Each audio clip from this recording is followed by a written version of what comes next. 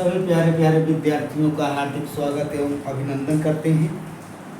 जैसा कि आप लोग जानते हैं, आपको बताया गया था सेल के बारे में। तो सेल के बारे में आप लोग जानते हैं भली बात ही अच्छी तरीके से।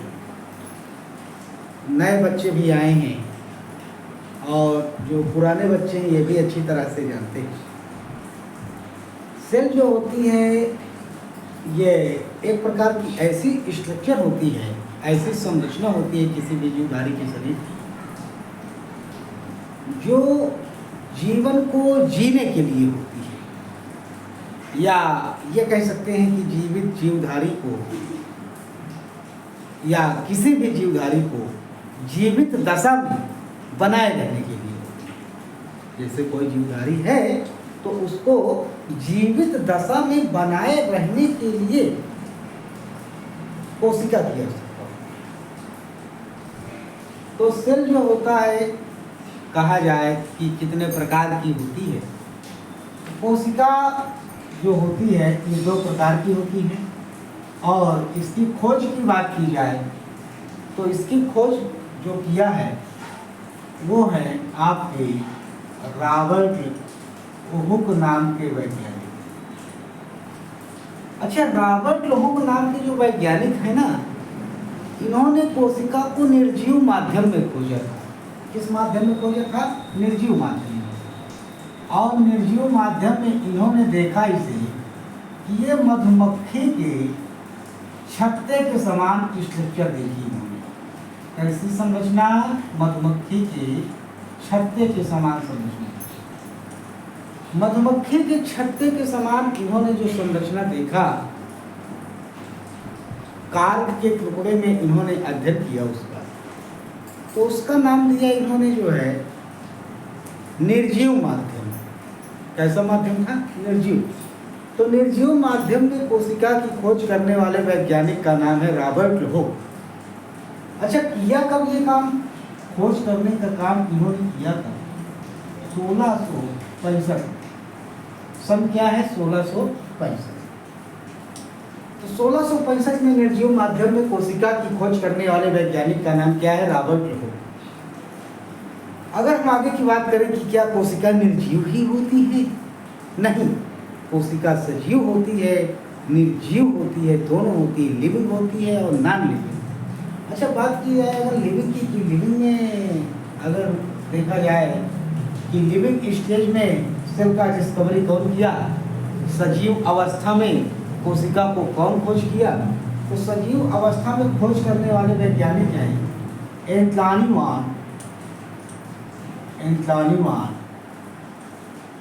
ल्यूवेनहॉक।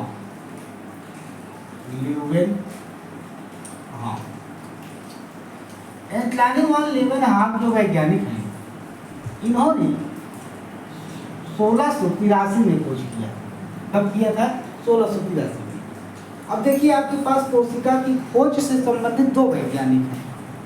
एक है आपके रॉबर्ट हुक 1665 और एक है आपके एंटलानी ल्यूवेनहॉक 1683। अब बात की जाए कि इन्होंने सजीव माध्यम में अगर खोज किया है तो सजीव माध्यम में खोज आखिर कहाँ किया होगा? कुछ ना कुछ तो इनको मिला होगा जो सजीव रहा होगा, जो जीवित रहा होगा, जो इन्हें जीवित अवस्था में मिला होगा, उस पर इन्होंने रिसर्च किया होगा। और रिसर्च करने के बाद इन्होंने बताया होगा कि हाँ, यह सजीव माध्यम है और यहाँ हम कोशिका की खोज कर रहे हैं। तो सजीव माध्यम इनके लिए था RBC, स्पर्म और प्रोटोजोआ।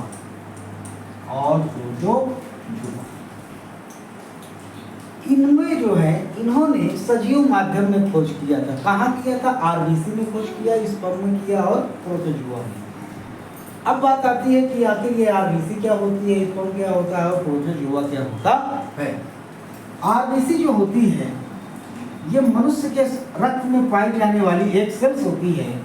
वैसे तो आप लोग कक्षा जो है पिछली कक्षा में आपने सुना होगा कि जो मनुष्य के रक्त का जो फॉर्मेशन होता है, ब्लड का फॉर्मेशन होता है, मनुष्य के ब्लड में 3 सेल होती हैं।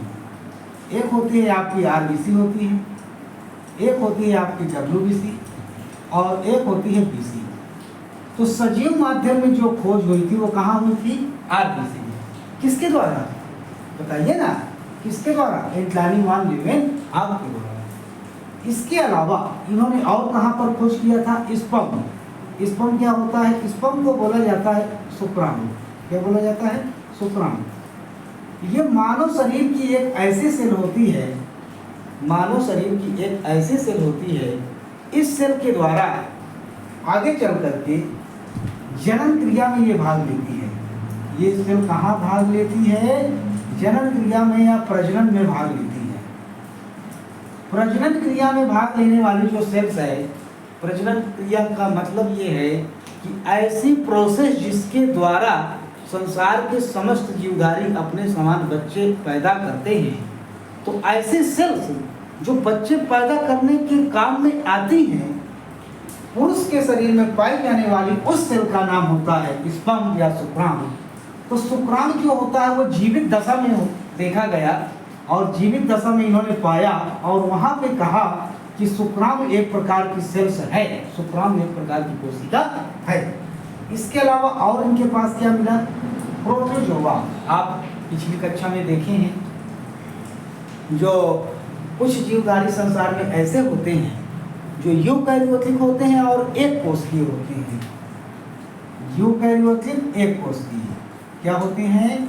यूकैरियोटिक और एक कोशिकीय। यूकैरियोटिक एक कोशिकीय का मतलब ये होता है ऐसे जीवधारी जिनका शरीर केवल यूकैरियोटिक कोशिका से बना हो और उसकी संख्या केवल एक। उदाहरण के तौर पर अगर बात की जाए तो इसमें आते हैं आपके अमीबा, पैरामीशियम और यूग्लिना। तो इस पर इन्होंने खोज किया कि जो प्रोटोजोआ होते हैं, प्रोटोजोआ के ये मेंबर हो गए, प्रोटोजोआ के जंतु हो गए, कौन कौन? Amoeba, paramecium, Euglena. तो इस पर इन्होंने जो है खोज किया कोशिका की, वो भी सजीव माध्यम में। किस माध्यम में? सजीव माध्यम में। तो सजीव माध्यम में खोज करने वाले कौन वैज्ञानिक हो गए? एंटलानी वान लीवेनहॉक। कहाँ पे खोज किया? RBC में खोज किया, स्पर्म में खोज किया, प्रोटोजोआ में खोज किया। किस माध्यम में? सजीव माध्यम में। तो सजीव माध्यम में खोज कब किया? 1683 में किया। तो किया कौन? एंटलानी वान लीवेनहॉक। किसकी खोज किया भैया? किसकी? सेल की। क्या समझ आ गई? किसकी खोज? सेल की। सजीव माध्यम में कौन किया? एंटलानी वान लीवेनहॉक। कब किया? 1683 में। किसमें किया? RBC, स्पर्म और प्रोटोजोआ में। तो ये तो हो गई आपकी कोशिका की खोज। क्या हो गई? कोशिका की खोज। अब अगर आगे बात की जाए आपसे, तो आगे बात होती है कि इसका कार्य क्या होता है आखिर? किसका? सेल का। सेल का कार्य क्या होता है? तो आपके पास ये वीडियो रहेगा, आराम से इसको देखिएगा और समझिएगा। इसको हम यहाँ से जो है रब कर रहे हैं और रब करने के बाद ये आपके पास तो मिल जाएगा आसानी से, कोई दिक्कत नहीं है। तो होता क्या है कि जो कोशिका का कार्य होता है, कोशिका का कार्य, बात की जाए कि कोशिका का कार्य क्या होता है, तो कोशिका जो होती है, सेल्स जो होती हैं, ये एक प्रकार की ऐसी स्ट्रक्चर होती हैं, ये एक प्रकार की ऐसी स्ट्रक्चर होती है जिसके अंदर एक जीवधारी की, जो जीवधारी हो उसकी बात कर रही है, जिस जीवधारी में पाई जाए। कोशिका एक ऐसी स्ट्रक्चर है जिसके अंदर एक जीवधारी की सभी